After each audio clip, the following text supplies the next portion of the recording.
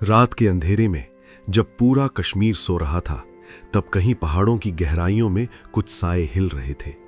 ये साए इंसान नहीं थे, ये मौत के सौदागर थे। और उस रात भारतीय सेना ने एक ऐसा फैसला लिया जो इतिहास में हमेशा के लिए दर्ज हो गया। ये कहानी है ऑपरेशन ऑल आउट की, एक ऐसे अभियान की जिसने कश्मीर की घाटी में छिपे हर आतंकवादी को एक सीधा संदेश दिया। अब कहीं छिपने की जगह नहीं है, अब सिर्फ दो रास्ते हैं, या तो हथियार डाल दो या फिर तैयार रहो अपने अंजाम के लिए। सन 2016 कश्मीर में आतंकवाद अपने चरम पर था। हर दिन कहीं न कहीं से बुरी खबरें आ रही थीं।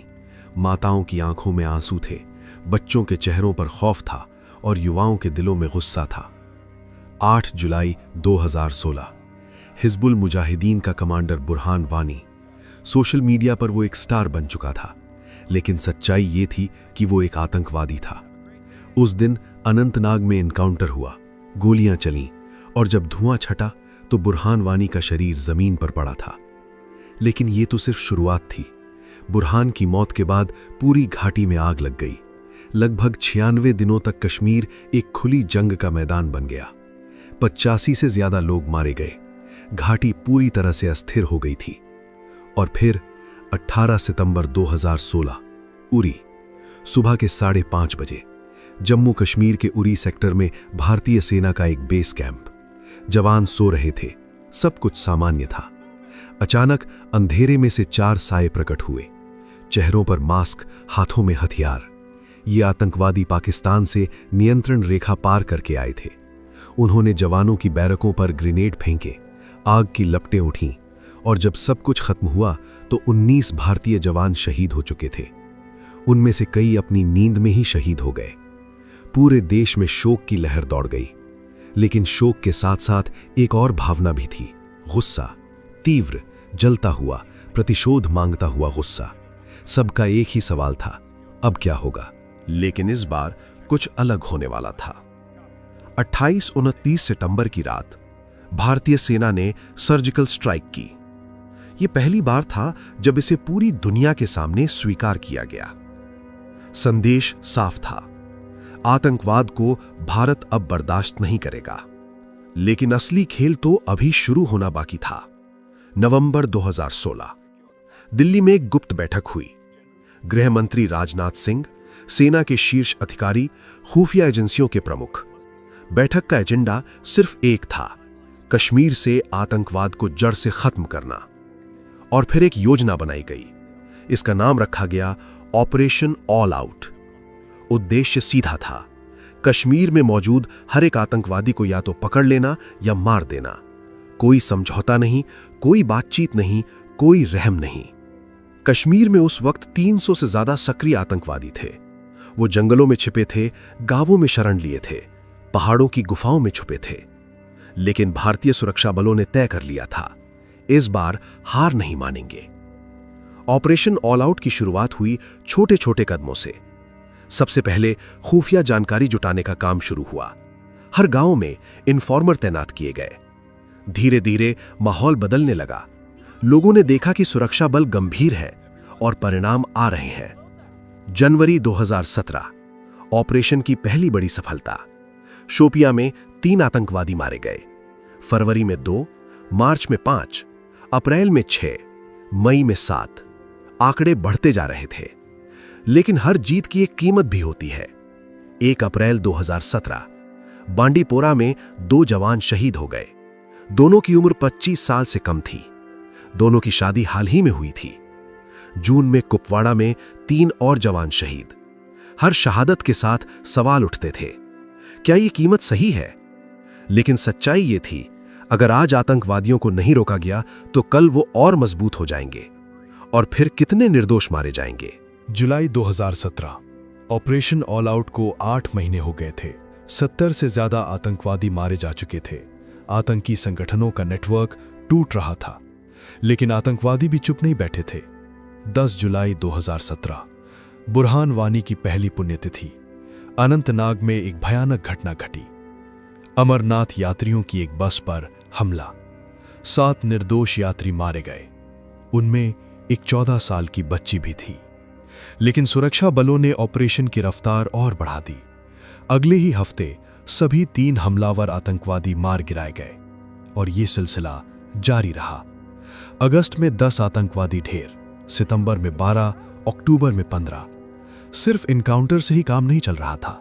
ओवरग्राउंड वर्कर्स यानी OGW को भी पकड़ा जाने लगा। ये वो लोग होते हैं जो आतंकवादियों की मदद करते हैं। उनके नेटवर्क को तोड़ा जाने लगा।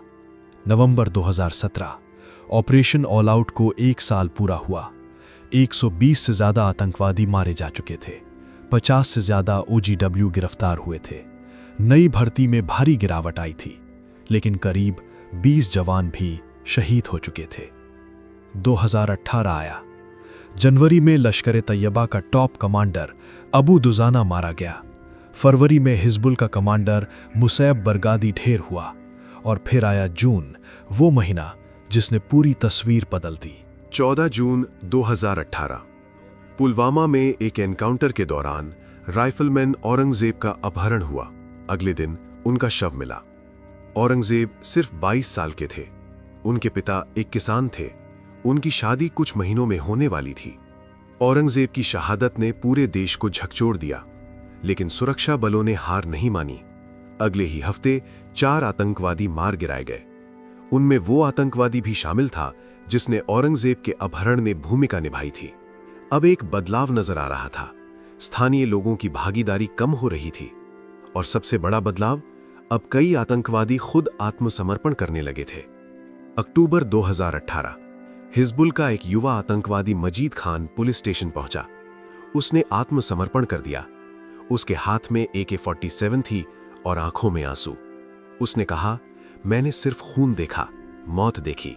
आतंकवाद कोई समाधान नहीं है। नवंबर 2018 ऑपरेशन ऑल आउट को 2 साल पूरे हो गए। 200 से ज्यादा आतंकवादी मारे जा चुके थे। 80 से ज्यादा OGW गिरफ्तार हुए थे। 15 आतंकवादियों ने आत्मसमर्पण किया था। नई भर्ती 70% तक कम हो गई थी। 2019 शुरू हुआ और फिर 14 फरवरी 2019, वो दिन जो हमेशा के लिए इतिहास में काला दिन बन गया। पुलवामा में श्रीनगर जम्मू हाईवे पर CRPF जवानों का काफिला जा रहा था। दोपहर के 3:15 एक कार तेज रफ्तार से काफिले की तरफ बढ़ी। धमाका हुआ। 40 CRPF जवान शहीद हो गए। पूरा देश शोक में डूब गया, लेकिन शोक के साथ गुस्सा भी था। 26 फरवरी को भारतीय वायुसेना ने पाकिस्तान के बालाकोट में हवाई हमला किया और कश्मीर में ऑपरेशन ऑल आउट और भी तेज हो गया। मार्च में 12 आतंकवादी मारे गए, अप्रैल में 10, मई में 15। सुरक्षा बलों का संदेश साफ था, पुलवामा का बदला लिया जाएगा। और फिर आया अगस्त, 5 अगस्त 2019। जम्मू कश्मीर से अनुच्छेद 370 हटा दिया गया। अब सिर्फ आतंकवादियों को मारना ही लक्ष्य नहीं था, अब पूरी व्यवस्था को बदलना था। फंडिंग के नेटवर्क तोड़े गए। जो संगठन आतंकवाद को बढ़ावा दे रहे थे, उन पर कार्रवाई की गई। सितंबर में 14 आतंकवादी मारे गए, अक्टूबर में 11, नवंबर में 9, दिसंबर में 7। 2019 में कुल 120 से ज्यादा आतंकवादी मारे गए। 2020 आया, कोरोना महामारी आई, लेकिन ऑपरेशन ऑल आउट नहीं रुका। जनवरी से मार्च तक 15 आतंकवादी मारे गए। अप्रैल में लॉकडाउन था, लेकिन फिर भी 8 आतंकवादी ढेर हुए। जुलाई 2020 हिजबुल मुजाहिदीन का चीफ कमांडर रियाज नाइकू मारा गया। उसकी मौत ने संगठन को झकझोर दिया। 2020 में कुल 100 से ज्यादा आतंकवादी मारे गए। सबसे बड़ा बदलाव था मानसिकता का। अब युवा आतंकवाद को एक करियर ऑप्शन के रूप में नहीं देख रहे थे। अब समाज आतंकवाद के खिलाफ खड़ा हो रहा था। 2021 आया। 5 सालों में 2016 की तुलना में आधे से ज्यादा आतंकवादी या तो मार दिए गए थे या पकड़े गए थे। नई भर्ती में 80% की गिरावट आई थी और सबसे बड़ा बदलाव, कश्मीर की घाटी में शांति लौट रही थी। बाजार खुल रहे थे, स्कूल चल रहे थे, पर्यटक आ रहे थे। 2022 आया। पाकिस्तान दोबारा घुसपैठ बढ़ाने की कोशिश कर रहा था, लेकिन सुरक्षा बलों ने घुसपैठ की कोशिशों को नाकाम किया। अप्रैल में टारगेट किलिंग शुरू हुई। छोटे छोटे चुनिंदा लोगों को निशाना बनाया जाने लगा, लेकिन सुरक्षा बलों ने इसे भी चुनौती के रूप में लिया। एक एक करके जो आतंकवादी इन हत्याओं में शामिल थे उन्हें ढूंढा गया और मार गिराया गया। सितंबर 2022 लश्कर-ए-तैयबा के एक टॉप कमांडर ने आत्मसमर्पण कर दिया। उसने बताया कि कैसे पाकिस्तान से फंडिंग आती है, कैसे हथियार भेजे जाते हैं। इस जानकारी के आधार पर कई बड़ी कार्यवाहियां हुईं। 2022 में 80 से ज्यादा आतंकवादी मारे गए। 2023 आया, अब तक 600 से ज्यादा आतंकवादी मारे जा चुके थे। लेकिन सबसे बड़ी उपलब्धि थी कश्मीर में शांति। अब वहां टूरिस्ट की भीड़ लगती थी, अब वहां लोग अपनी जिंदगी जी रहे थे।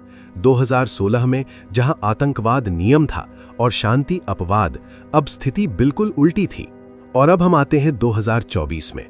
आज कश्मीर की स्थिति 2016 से बिल्कुल अलग है। अब वहां शांति है, अब वहां विकास हो रहा है।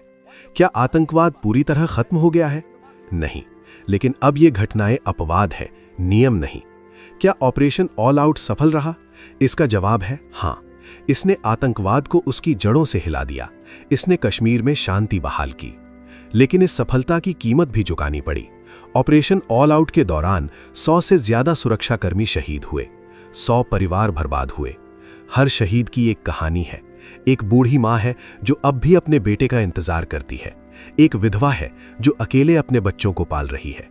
बच्चे हैं जिनके पिता अब कभी नहीं लौटेंगे। लेकिन इन शहीदों ने जो दिया है वो अनमोल है। उन्होंने अपनी जान देकर लाखों जानें बचाई हैं। उन्होंने अपना आज देकर कश्मीर का कल सुरक्षित किया है। और उनकी शहादत व्यर्थ नहीं गई। आज कश्मीर में जो शांति है वो उनकी शहादत का नतीजा है। आज कश्मीर के बच्चे जो स्कूल जा रहे हैं, लोग जो अपना कारोबार कर रहे हैं, ये सब उन शहीदों की वजह से संभव हुआ है। ऑपरेशन ऑल आउट सिर्फ एक सैन्य अभियान नहीं था, ये एक संकल्प था, एक वादा था कि हम आतंकवाद को कश्मीर से खत्म करेंगे। और हमने वो वादा निभाया। लड़ाई अभी खत्म नहीं हुई है। जब तक पाकिस्तान में आतंकवादियों के ठिकाने हैं, तब तक खतरा बना रहेगा। लेकिन अब हम तैयार हैं, अब हम मजबूत हैं। ऑपरेशन ऑल आउट ने हमें वो सबक सिखाया है। और सबसे महत्वपूर्ण, अब कश्मीर के लोग भी हमारे साथ हैं। वो समझ रहे हैं कि आतंकवाद उनका दुश्मन है। वो देख रहे हैं कि शांति में ही उनका भविष्य है।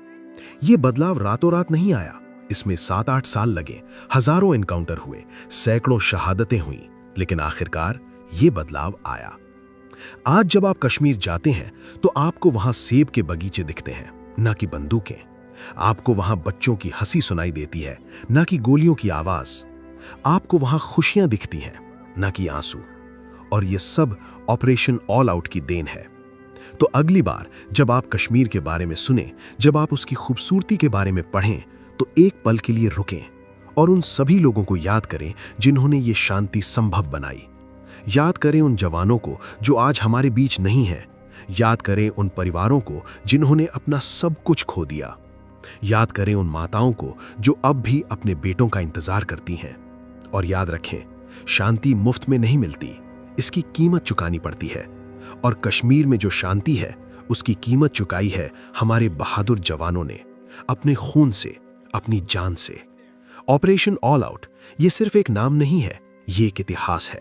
साहस का इतिहास, बलिदान का इतिहास, दृढ़ संकल्प का इतिहास और जीत का इतिहास। एक ऐसी जीत जो दिलों और दिमागों में मिली। एक ऐसी जीत जो आतंकवाद की विचारधारा को हराने की थी। एक ऐसी जीत जो पीढ़ियों तक याद रखी जाएगी। और जब इतिहास में इस अभियान के बारे में लिखा जाएगा तो वो सिर्फ आंकड़े नहीं लिखेगा, वो लिखेगा उन बहादुर दिलों के बारे में, उन शूरवीरों के बारे में, उन शहीदों के बारे में जिन्होंने अपना सब कुछ दांव पर लगा दिया। ऑपरेशन ऑल आउट एक अभियान जो कभी भुलाया नहीं जा सकता, एक संदेश जो हर दुश्मन को साफ बता देता है, भारत अब वो देश नहीं है जो चुपचाप सहता रहे। अब अगर हम पर हमला होगा तो जवाब मिलेगा, और वो जवाब ऐसा होगा कि याद रह जाए हमेशा के लिए।